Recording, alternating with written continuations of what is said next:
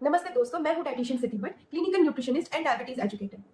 आज हम बात करेंगे इंसुलिन एंड उनके टाइप्स के बारे में। हमें उनकी पहचान कैसे करनी है, उनकी ऑनसेट, पीक एंड ड्यूरेशन के बारे में भी हम समझेंगे और आमतौर पर जो इंसुलिन लगाते दौरान हम गलतियां करते हैं उनके ऊपर भी बात करेंगे। ये नॉलेज स्पेसिफिकली उन लोगों के लिए है जो कि हॉस्पिटल फील्ड में है और ज्यादातर डायबिटीज केयर में इन्वॉल्व है।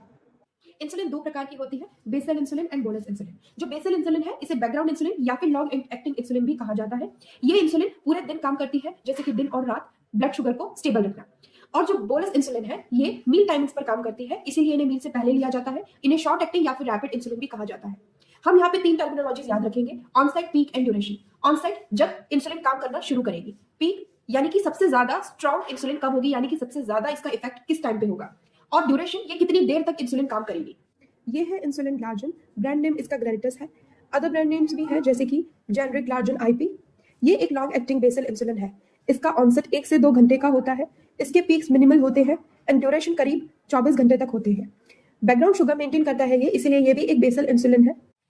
कॉन्सेंट्रेटेड ग्लार्जिन जिसका ब्रांड नेम है टोजे, ये पेन 1.5 ml में होती है, जिसके अंदर मोर कॉन्सेंट्रेशन होता है, दैट इज की 300 यूनिट पर ml। ऑनसेट इसका 1 से 2 घंटे तक का होता है, पीक इसका पीकलेस होता है एंड ड्यूरेशन इसकी 24 घंटे तक रहती है, यानी कि ये एक स्टेडी इफेक्ट देता है, पूरे दिन और रात की शुगर को मैनेज करता है। यहाँ कॉमन मिस्टेक जो अधिकतर लोग करते हैं, जैसे कि डबल डोज लगाना अगर मिस हो जाए। जो इंसुलिन ग्लार्जिन है ये प्री मील्स और नाइट टाइम ग्लूकोज को कंट्रोल में रखती है। आपको इसे एक फिक्स टाइम पे लेना है, इसका कोई रिलेशन नहीं है मील्स के साथ में। हालांकि आप इसे मील से पहले भी ले सकते हैं। ये प्री मील्स की शुगर को कंट्रोल में रखती है एंड ये एक्ट तो एक बैकग्राउंड इंसुलिन की जैसे ही करेगी। ये है इंसुलिन डाग्लूटेक, ब्रांड नेम है इसका ट्रेसिबा फ्लेक्स टच। ये एक ultra long acting basal insulin है। ऑनसेट इसका 30 से 90 मिनट के बाद होता है। बाय पीक ये पीक लेस होती है एंड ड्यूरेशन इसकी बहुत अच्छी है, दैट इज अराउंड 42 घंटे तक ये वर्क करता है। ये फ्लेक्सिबल डोजिंग अलाउ करता है। ये भी एक बेसल इंसुलिन है, इसीलिए इसका long term and stable effect होता है। जो कि इंसुलिन डाग्लूटेक है, इसको फ्लेक्सिबल टाइमिंग्स पे लिया जा सकता है। आप इसमें 8 से ज़्यादा घंटे का गैप दे सकते हैं, लेकिन आप इसे एक फिक्स टाइमिंग पे ले तो ये ज़्यादा अच्छे से काम करेंगे। अगर आप अंडर डोजिंग करेंगे यानी कि कम यूनिट्स लगाएंगे तो आपका ब्लड शुगर लेवल हाई दिखेगा, और अगर आप ओवर डोजिंग करेंगे तो आप हाइपोग्लाइसीमिया रिस्क में जा सकते हैं। इसीलिए आपको हमेशा यूनिट डायल करके ही पेन का इस्तेमाल करना है। डॉक्टर की एडवाइस जरूर लें। अगर आपके डॉक्टर ने आपको 10 यूनिट्स बताई है तो केवल 10 यूनिट्स डायल करके ही लगाएं। अब ये है combination insulin. This is a pre mixed insulin. इसका नाम है बायोफेजिक इंसुलिन एस्पार्ट। ये पेन का ब्रांड है नोवोमिक्स 30। क्योंकि इसमें 30% rapid acting aspart and 70% protamine basal है, इनका ऑनसेट 10 to 20 मिनट होता है एंड पीक इसका 1 से 4 घंटे तक रहता है। ड्यूरेशन करीब 12 से 24 घंटे तक का है। इसका बेसल प्लस बोलस इफेक्ट दोनों मिलता है, that is basal plus bolus coverage. जो नोवोमिक्स 30 है इसको आपको ब्रेकफास्ट और डिनर से पहले लेना होता है और इसे आपको जेंटली रोल करना है लेने से पहले। और ये क्लाउडी इन अपीयरेंस होती है, ये कवर करती है बोथ मील्स की नीड को और बेसल नीड्स को। अब नेक्स्ट है इंसुलिन डाग्लूटेक और इंसुलिन एस्पार्ट, ब्रांड नेम इसका राइजोटेक है। ये भी एक कॉम्बिनेशन इंसुलिन है। इसके अंदर 70% डाग्लूटेक दैट इज जो बेसल इंसुलिन है एंड 30% एस्पार्ट जो कि रैपिड एक्टिंग है। ऑनसेट इसका 15 to 20 मिनट्स के बाद होता है एंड पीक इसका 1 से 4 घंटे तक रहता है, जो कि एस्पार्ट शो करती है, एंड ड्यूरेशन इसका 24 to 36 आवर्स तक रहता है, जो कि डाग्लूटेक शो करती है। ये बेसल एंड बोलस दोनों की कवरेज देती है। जो राइजोटेक है इसका डुअल एक्शन होता है, मील प्लस बैकग्राउंड इंसुलिन। नेक्स्ट जो हमारी कॉम्बिनेशन इंसुलिन है ये है इंसुलिन लिस्प्रो बायोफेजिक। इसमें 75% लिस्प्रो प्रोटामाइन प्लस 25% लिस्प्रो होता है, जो कि रैपिड एक्टिंग है, यानी कि ये बोथ बेसल एंड बोलस का इफेक्ट देती है। ब्रांड नेम इसका होमोलॉग मिक्स 25 है। ऑनसेट इसका 15 मिनट के बाद होता है एंड पीक इसका 1 से 4 घंटे में दिखता है। ड्यूरेशन इसका 12 से 24 घंटे का होता है। ये meal time as well as background sugar दोनों को कंट्रोल करती है। कॉमन मिस्टेक्स जो हम इसमें करते हैं कि इसे मील इंसुलिन समझकर एक डोज लगा देते हैं। Humalog mix 25 is very similar to NovoMix 30। इसको आपको ट्वाइस डेली लेना होता है। इसका भी अपीयरेंस क्लाउडी है। अब हम बात करते हैं शॉर्ट एक्टिंग इंसुलिन की। ये है इंसुलिन ग्लोलिसिन एंड इसका ब्रांड नेम है एपिड्रा। ये पेन बोलस है, यानी कि इसे हम मील टाइमिंग्स पे लगाते हैं। ये एक रैपिड एक्टिंग इंसुलिन है, दैट इज इसका ऑनसेट 10 से 15 मिनट के बाद शुरू हो जाता है एंड पीक इसका 1 घंटे बाद होता है। ड्यूरेशन करीब 3 से 4 घंटे तक रहती है। ये मील टाइमिंग पे शुगर को कंट्रोल करता है, यानी कि शुगर स्पाइक्स को कंट्रोल करने में काफी मददगार है जब हम मील लेते हैं। कॉमन मिस्टेक जो लोग इसमें करते हैं कि इसे बेसल इंसुलिन समझकर ट्रीट करते हैं और इसे लगाने के बाद मील नहीं लेते। इस कारण से पेशेंट हाइपोग्लाइसीमिया स्टेट में जा सकता है, जो कि बहुत ज्यादा रिस्की है। इंसुलिन एस्पार्ट जो कि हमारी नेक्स्ट शॉर्ट एक्टिंग इंसुलिन है, इसका ब्रांड नेम है नोवा रैपिड। ये एक रैपिड एक्टिंग इंसुलिन है। ऑनसेट इसका 10 से 20 मिनट के बाद होता है। पीक इसका 1 से 3 घंटे के बाद होगा एंड ड्यूरेशन करीब 3 से 5 घंटे तक होती है। खाने के जस्ट पहले लगाना होता है इसे। फंक्शन इसका भी बोनस इंसुलिन का है। कॉमन मिस्टेक्स इसमें भी जो लोग करते हैं दैट इज खाने में डिले कर देना, जिस वजह से हाइपोग्लाइसीमिया का रिस्क हो सकता है। अब हमारी तीसरी इंसुलिन है इंसुलिन लिस्प्रो, ब्रांड नेम है इसका होमोलॉग। ये भी एक क्विक पैन है। It is also a rapid acting insulin. इसका ऑनसेट 10 से 15 मिनट के बाद शुरू होता है एंड पीक इसका 1 से 2 घंटे के बाद। ड्यूरेशन इसकी 3 से 4 घंटे तक रहती है। ये भी एक फास्ट एक्टिंग इंसुलिन है, इसीलिए इसे भी मील के जस्ट पहले लिया जाता है क्योंकि ये मील के शुगर स्पाइक को कंट्रोल करती है। जो शॉर्ट एक्टिंग इंसुलिन होती है, ये इनको आपको मील से 10 से 15 मिनट पहले लेना होता है और ये इंसुलिन मील्स के टाइम पे ली जा सकती है। हालांकि इन्हें करेक्शन के लिए भी हम यूज कर सकते हैं।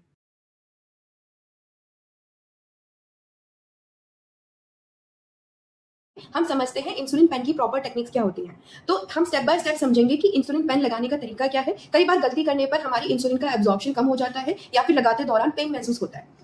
तो ये इंसुलिन के पार्ट्स हैं। ये होती है कैप, ये होती है निडल, ये होता है कार्ट्रिज और ये होता है डायल, जिससे आप डोज को डायल करते हो। तो आपकी जो निडल होती है ये आपको अलग से मिलती है।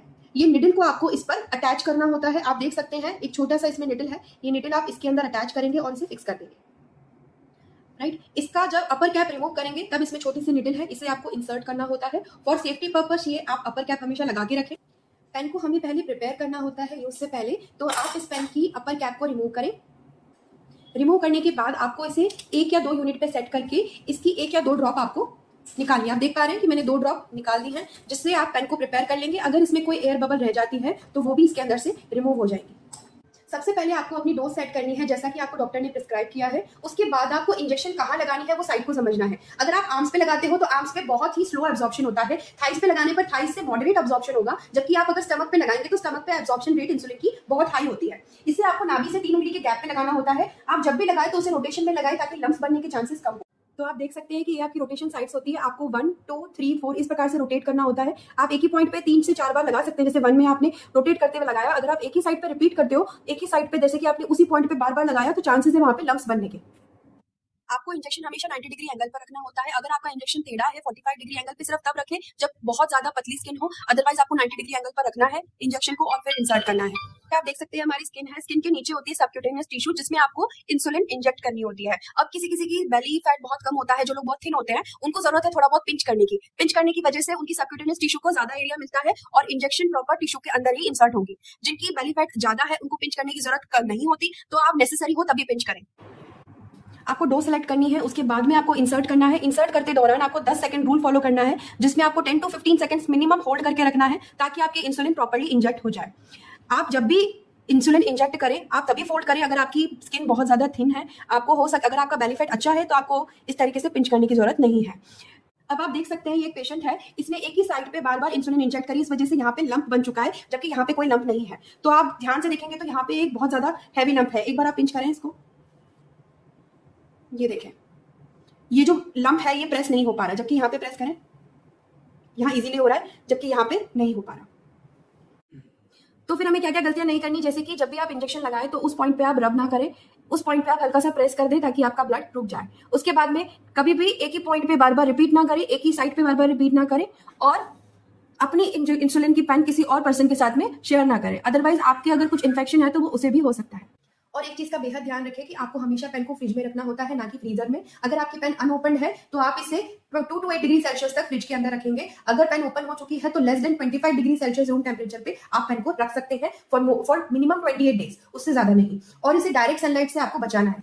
आपको पेन को हमेशा आइस पैक के साथ में रखना है ताकि ठंडी की वजह से ये पेन खराब ना हो। नॉर्मल टेम्परेचर पे कई बार टेम्परेचर हाई होने की वजह से पेन्स खराब हो जाती हैं। तो आप कभी भी खरीद रहे हैं या ट्रैवलिंग कर रहे हैं तो उस दौरान आप हमेशा इसको आइस पैक के साथ ही कैरी करें।